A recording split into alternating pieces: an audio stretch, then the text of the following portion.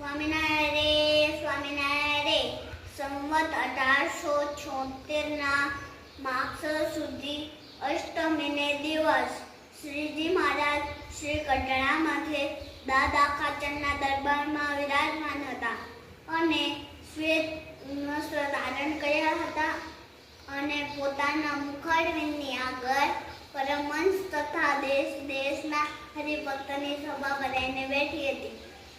પછી શ્રીજી મહારાજ બોલ્યા જે દાદા રાધિકા સહિત જેવા શ્રી કૃષ્ણ ભગવાન હોય ત્યાંનું ધ્યાન કરવું. ધ્યાન કરતા હૃદયને વચ્ચે મૂર્તિ ના દેખાય તો પણ ધ્યાન કરવું. કાયર થઈને એ ધ્યાનને મૂકી દેવું નહીં.